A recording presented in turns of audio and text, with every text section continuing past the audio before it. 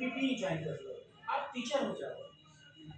यानी कि अगर सरकार के ढांचे में आपको, तो उस रोशनी से आप एक करोड़पति जो पढ़ा लिखा नहीं है उसके कंधे पे बैठ सकते हो। और भाई ने बहुत अच्छी बात कहा कि हम मुसलमान घरों के बच्चों को लॉयर बनना बहुत ज़रूरी है। मेरे कॉलेज में फैजान मुस्तफ़ा साहब आए थे, बहुत बड़े लॉयर हैं, वो इसी में रहे लाल साहब यूनिवर्सिटी के। उन्होंने अपनी स्पीच में एक बात बोला था कि डॉक्टर बनो, इंजीनियर बनो, प्रोफेसर बनो, आईएएस बनो, पीसीएस बनो, ना भी बनो, लेकिन एक घर में कम से कम या ना सही तो एक खानदान में एक लायर जरूर पैदा कर दो।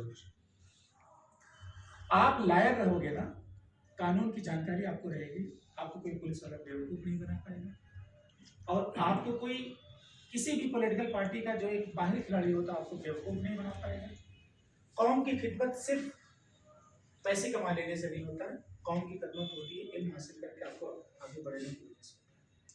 तो मैं विद्यार्थी जीवन से लेकर के बहुत सारी कविताएं मैंने लिखा, तो मुझे लगा यार मुझे कुछ करना चाहिए कि अपनी कविताओं को संकलित किया जाए।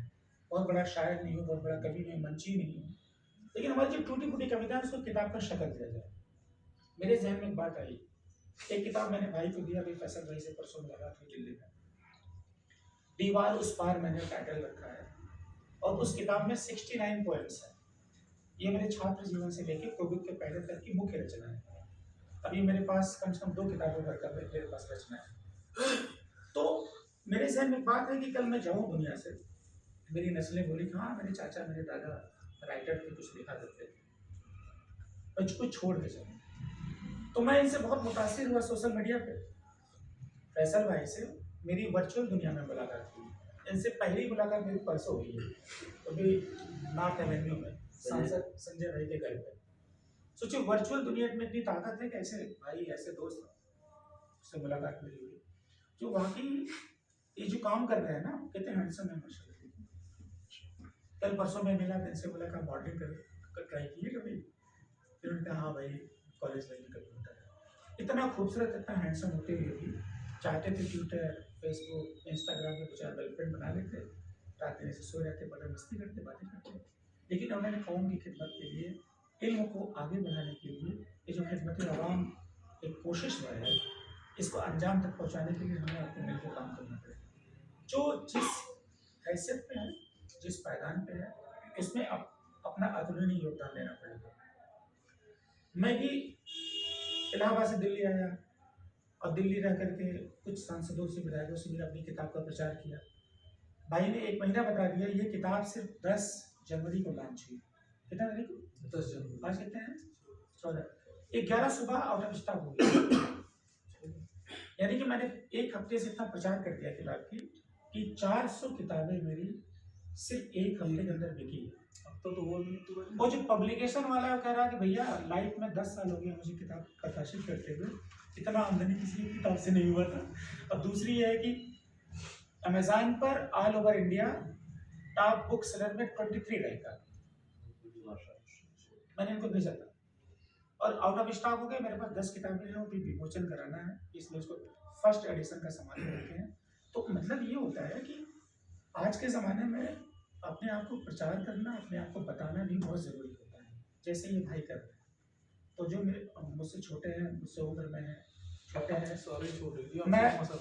मैं BA फर्स्ट सेकेंड ईयर में था, मैं दिल्ली भाग के आया था 2005 में।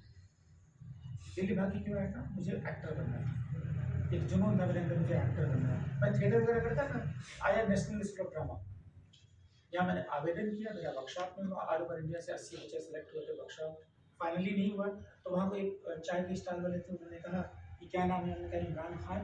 तो उन्होंने कहा कहाँ से? उन्होंने कहा जौनपुर से। उन्होंने कहा अरे इरफान खान जयपुर से, तुम्हारा पक्का होता है। तो मुझे मेरे जहन में तो मंडी हाउस में मैंने 4 महीने थिएटर करा, लेकिन हमारे फादर हमारे दादाजी इसके खिलाफ थे, क्या नाटक नौटंकी करते, पर नहीं समझ पाए।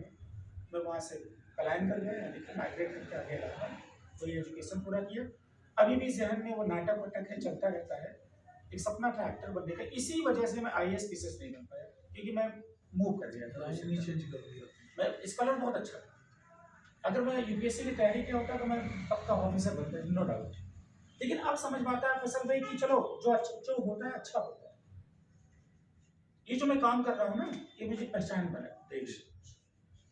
तो मैं आप सबसे यही उम्मीद करूंगा कि फैसल भाई की जो मुहिम है उसको आगे बढ़ाएंगे, और इंशाल्लाह मैं अपनी किताब का विमोचन सोच रहा हूँ कि नहीं के साथ कर दो, जो भी है पहली किताब है, दो चार लोग जो भी बुलाना चाहेंगे भाई बुला देंगे, हम भी कोशिश करेंगे।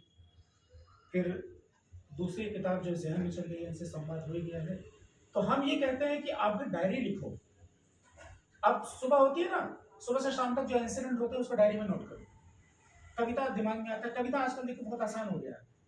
कविता पहले होता छंदबद्ध होना बहुत जरूरी होता था, लेकिन अब कविता गद्यात्मक हो गया है। मर्म होना चाहिए कविता में, मर्म हो तो उस कविता की बहुत डिमांड है। मैंने अभी दिल्ली में 2 दिन रहती हुई 2 कविताएं लिखी है, ये पोस्ट की कभी पोस्ट नहीं करा, तो उस कविता को पढ़ना चाहूंगा, खासतौर पर जो यूथ जहाँ भटकी हुई है उनके लिए है।